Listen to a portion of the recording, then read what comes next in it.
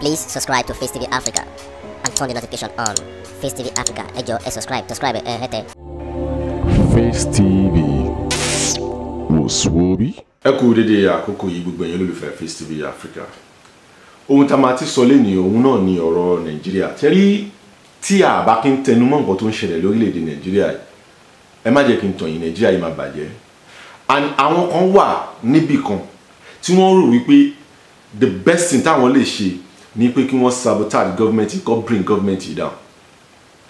Mo sọ kọjá lẹ́ẹ̀kan, mo ní Aṣíwájú Bọ́lá Ahmed TINUBU, which is the president of this country. Òun náà máa mọ̀ pé orúkọ báyìí máa ṣẹlẹ̀.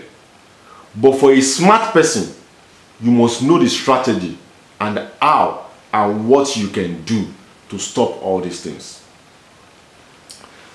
Now, there are some things that I want everybody to understand. Ní àná, Vice President Shetimma ó sọ̀rọ̀ kan wípé wọ́n could be like about 34 trucks. Àwọn tó fẹ́ jí ẹrù kó kúrò ní tó fẹ́ jí foodstuff kó kúrò lórílẹ̀-èdè Nàìjíríà. Fine. Àánú a máa export oúnjẹ tẹ́lẹ̀. Now nígbà tí sọ pé kò sí oúnjẹ tí federal government jẹ́ tí wá sọ pé okay, ẹ̀yin tẹ́ ń produce oúnjẹ o, ẹ má kó oúnjẹ travel mọ́. I understand. Ẹ má export oúnjẹ mọ́. Ẹ jẹ́ kó oúnjẹ kọ́kọ́ kárí àwọn ọmọ Nàìjíríà náà kẹ́ tó bẹ̀rẹ̀ sí export oúnjẹ. Ẹ mọ̀ nǹkan táwọn èèyàn ṣe, just because they want to sabotage this government, wọ́n jẹ́ bẹ̀rẹ̀ sí kó oúnjẹ bọ́tà so that oúnjẹ máa wọ́n. That means they want chaos, they want people, anarchy to happen in this country. Now, kò sí bó ṣe lè ṣẹlẹ̀, gbogbo apáta àti mọ̀ nǹkan tó ń ṣẹlẹ̀ ní country pé for some people, they believe that this government, we must bring you down. What I will just say is this: we are all one. Yorùbá, Hausa àti Igbo. Tí Nàìjíríà bá bàjẹ́, ó máa affect everybody. Ọ̀rọ̀ tí Vice President sọ yẹn, mo máa play ẹ̀ fún wa o. Mo máa play ẹ̀ fún wa. Fídíò méjì ni fẹ́ gbé wá. Pastor kan wà tí mo tún fẹ́ gbé fídíò ẹ̀ wá again. East lòun wà. You understand? Òun preach, ó jẹ́ gbàdúrà pé k'Ọlọ́run jẹ́ kí dọ́là lọ sí 2,500 pé ṣe bóun sọ fún yín pé kẹ́ dìbò fún Peter Obi ẹ̀ dìbò fún. I want to address those two videos together. Now, ẹ̀yin tẹ́ ń ṣe bẹ́ẹ̀, tẹ́ ń bring oúnjẹ, tẹ́ ẹ fẹ́ kó jẹ wá sí southwest àbí south níbí báyìí, tẹ́ ń gbé, tẹ́ ń kó sọ́hùn, tẹ́ ń ṣe gbogbo ẹ̀. You see, let me tell you one thing. Ẹ má yẹ kí n tàn yín, gbogbo apáta la máa suffer together. I don't know what Aṣíwájú Bọ́lá Ahmed TINUBU do for you guys. Mi ò mọ̀ wọn tó ti President TINUBU ṣe fún yín, tẹ́kọ̀ believe pé ẹ láti bring government yẹn down. Nígbà tí government ti release memo pé nobody gbọ́dọ̀ kó oúnjẹ bọ́tà, wọ́n jẹ́ ti discover ọ̀nà tí wọ́n máa ń gbà, wọ́n ló pọ̀ bàjẹ́ pé trailer máa ń kó oúnjẹ gbàbẹ̀ tí wọ́n ò jẹ mọ̀ tẹ́lẹ̀. Ṣé rí ẹ kàn ń believe pé ẹ ń fún wa ní pain? Fine. Nàìjíríà ń jẹ pain yẹn, à ń jẹ mọ̀nàkàì. But let me tell you one thing. Ẹ jọ nítorí t'Ọlọ́run. Ẹ wo àwọn poor masses, àwọn èèyàn tó ní nǹkan kan lọ́wọ́ tẹ́ ń fi àjẹ. President Bọ́lá Ahmed TINUBU kọ́ lẹ̀ ń ba government ẹ̀ jẹ́. Ẹ wo àwọn tí ẹ̀ ń pa tí ẹ̀ mọ̀. Because tẹ́ bá sọ pé ẹ fẹ́ kí TINUBU wọlé, ó ti wọlé. Let us come together. Tó bá tiẹ̀ jẹ́ 4 years yìí ló fẹ́ lò, ẹ jẹ́ kó lo 4 years yìí. Gbogbo nǹkan tẹ́ ń ṣe àwọn Nigerians kìíní affect, kò ń ṣe ẹni tẹ́ fẹ́ kó lọ bá. People are dying, people are collapsing on the streets just because wọn ò róúnjẹ jẹ. Ẹ̀jẹ̀ ń kó oúnjẹ bọ́tà. Ẹ má yẹ kí n sọ̀rọ̀ jù. Ẹ jẹ́ kí n lọ sí fídíò yẹn. Kẹ́ wo nǹkan tó ṣe tí kẹ́ gbọ́ nǹkan tí Vice President sọ lórí ọ̀rọ̀ pé wọ́n kó oúnjẹ bọ́tà. Because I don't understand. Àwọn èèyàn ń suffer. Wọ́n jẹ́ sọ fún kẹ́ má kó oúnjẹ bọ́tà, ẹ̀ ń kó bọ́tà. Kó dáná. Hello, Nigerians. to invest your trust in Bola Ahmed TINUBU. He means well for the nation. I have seen his soul. He has a clean heart. And we know the consequences of unveiling a masquerade. There were albatrosses round the Nigerian neck. The albatross of subsidies, where billions of naira, or even trillions of naira, were going into pockets of individuals.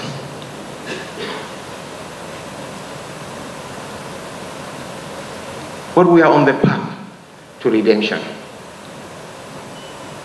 Wherever Nigeria goes is worth repeating. That's where Africa goes. 1 out of every 4 black men is a Nigerian. And by 2050, Nigeria will be the 3rd most populous nation on earth. We are going to surpass the United States. 1 out of every 3 Nigerians, out of every 3 Africans will be a Nigerian. We have to make this country work. We have to move beyond politics. We are now in the phase of governance. Sadly, some of our countrymen are still in the political mode.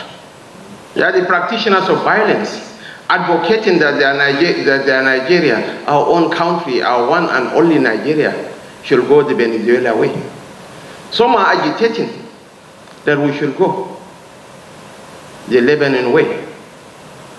But Nigeria is greater than any one of us here. Nigeria will weather the storm. First month, after coming on board, our revenue for sharing in PAC was 1.9 trillion naira. In order not to overheat the polity, the economy, we had to warehouse 1 trillion and share 900 billion. We are not all together in a very terrible bad shape. Yes, there is the apex challenge, which all hands are on deck to see that we weather the storm. As I said, we know the consequences of unveiling the masquerade. Forces are hell-bent on plunging this country into a state of anarchy. Those that could not get into power through the ballot box, instead for them to wait till 2027, they are so desperate. If this country can fall apart as far as they are concerned, so be it. But we are going to resist them.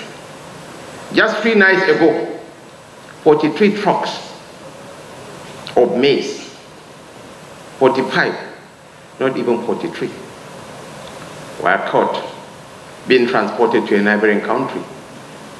Just in that Ilela axis, there are 32 illegal smuggling routes. And the moment those foodstuffs were intercepted, the price of maize fell by 10,000 naira. It came down from 60,000 to 50,000. And the Minister of Agriculture and Food Security is here. So there are forces that are hell-bent on undermining our nation. But this is the time for us to coalesce into a single force. Rally around our president, rally around our government, rally around each other. We have the resources, we have the intellect, we have the capacity to turn the corner. And Your Excellencies, ladies and gentlemen, I am talking to you, not as the Vice President, I am talking to you as a fellow Nigerian. I am assuring you that we have crossed the Rubicon. We are on a path to improved economic performance. But let's unite. What binds us together surpasses whatever that divides us. Politics comes and goes. The highest any president can say in office is 8 years. Whether we like it or not, we spend more years of our lives outside power than in power. That is it. Like when we saw that, Sherry, nǹkan tẹ́mi tí ẹ pé 32 ni mo tẹ̀ tí mo dàbí ni mo rí lórí news lánàá. Now the vice president is saying that 40-something trailer oúnjẹ maize nìkan wọ́n dẹ̀ ti discover àwọn ọ̀nà bíi 32 or 33 tí wọ́n kó oúnjẹ gbà tí gọ́ọ̀mẹ̀ntì ò jẹ́ fọwọ́ sí. Why are we doing this in our country? Just because we believe that we don't want this guy to succeed. We are affecting ourselves. We are affecting the Nigerians. Ìwọ tó ń ṣe kíní yẹn, ìwọ náà jẹ́ fẹ́ padà wá, ó fẹ́ wá govern wọn, àmọ́ ó fẹ́ pa wọn kan. Just because kọ́ lè mọ̀ wípé ẹni yóò wà capable of. Jẹ́ kó ṣe 4 years tó fẹ́ ṣe, tó bá ṣe jẹ́ 4 years lẹ fẹ́ jẹ́ kó ṣe, ẹ jẹ́ kó ṣe 4 years yẹn. Ẹ má pa Nigerians tán torí pé believe pé ṣé mi ní jẹ́ kó kí government yìí ṣe. We should stop all this. We are one. If you guys are believing that, oh, we should stop it. Because the country is dying. People are dying in this country every blessed day just because wọn ò lè rí oúnjẹ jẹ. Torí pé wọn ò rí oúnjẹ jẹ. We should stop this. We should stop this. I won't say more than this because I need a lot of things. Tàbí sọ lẹ́nu. Gbogbo pátá lẹ ti mọ orúkọ mi. Orúkọ mi ò yí padà. Ọmọọba Oyeyemi Lekuti. Ó dìgbà kan náà. Please subscribe to Facetv Africa and turn the notification on. Facetv Africa, ẹ jọ̀ọ́, subscribe, hete. Facetv. Muswobi.